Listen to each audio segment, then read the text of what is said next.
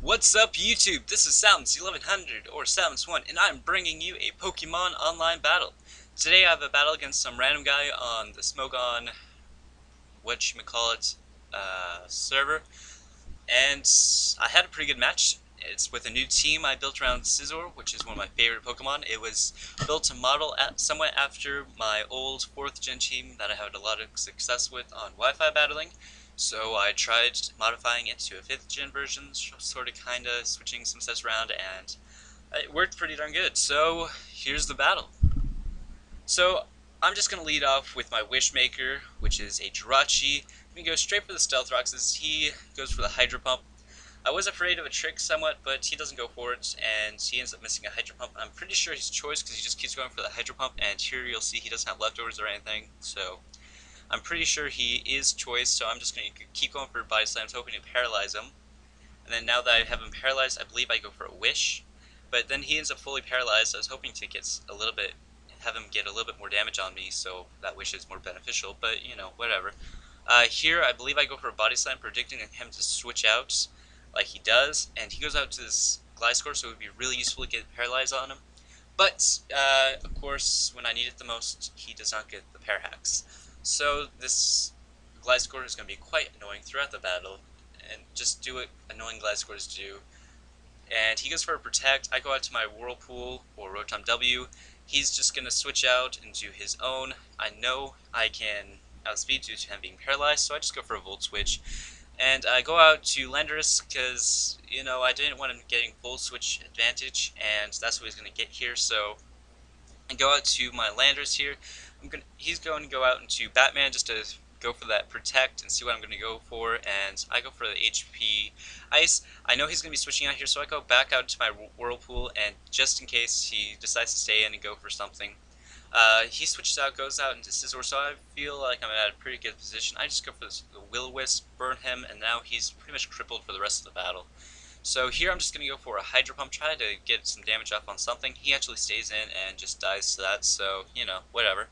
Now he's going to go out into his Virizion. I'm not wanting to take any grass type moves, so I'm going to go out to Wishmaker.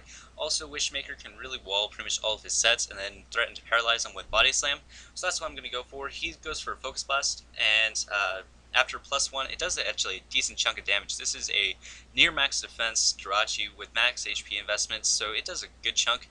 I go for the Body Slam. It doesn't end up paralyzing, and then he goes for another Focus Blast and ends up missing, and then I get the Parahacks on him then. I mean, it's a Rachi, so it's a 60% chance, so it's not really hacks, it's kind of the whole point of the set. But now he's going to go right back out to this annoying Batman. I'm going to switch out, go back into my Whirlpool, because that's really the only solid counter I have for him.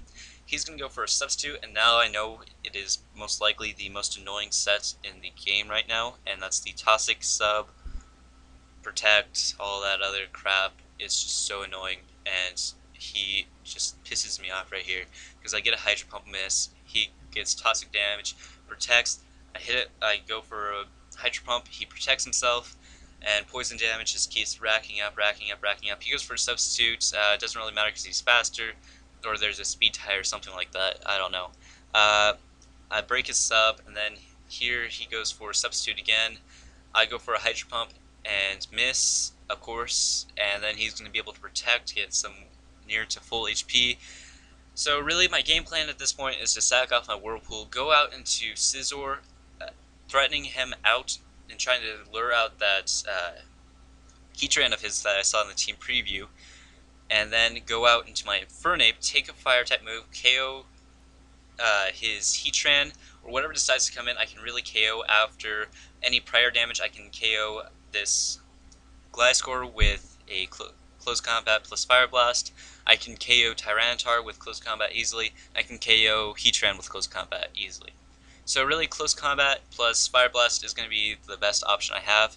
So I just go out for a Sword Stance, trying to lure out this Heatran as early as possible, and then go right back out into the Assassin after I remove his Heatran, and so that's really just what's going on here. Kind of a stalwart here. I believe I go for a Sword Stance again, just trying to either get enough Sword Stance to be able to take out this Heatran or lure him out sooner. And I lure him out, his Heatran's the Dragon Slayer, and I go out into my Infernape, take that Fire Blast nicely. I sort of kind of, I just needed to take one, go for that close combat, take out this, whatchamacallit, Heatran, get the defense drop, not really that bad.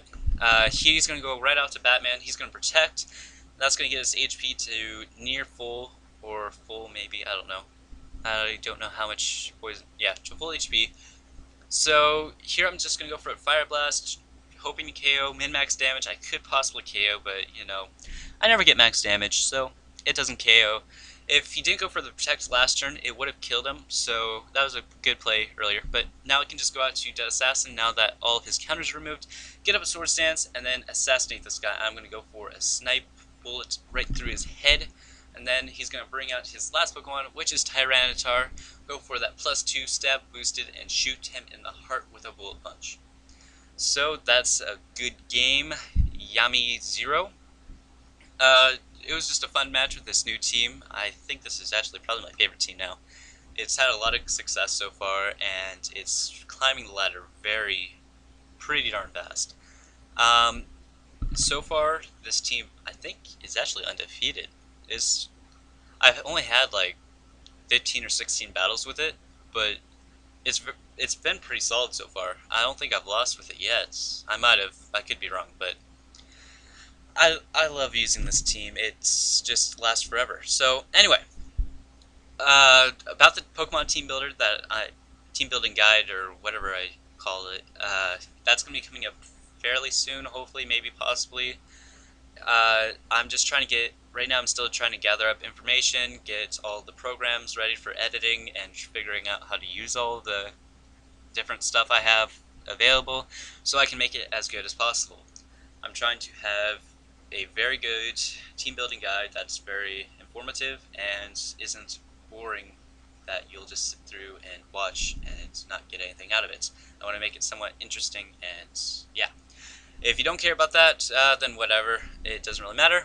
Anyway, thanks for watching, comment, like, and subscribe, and until next time.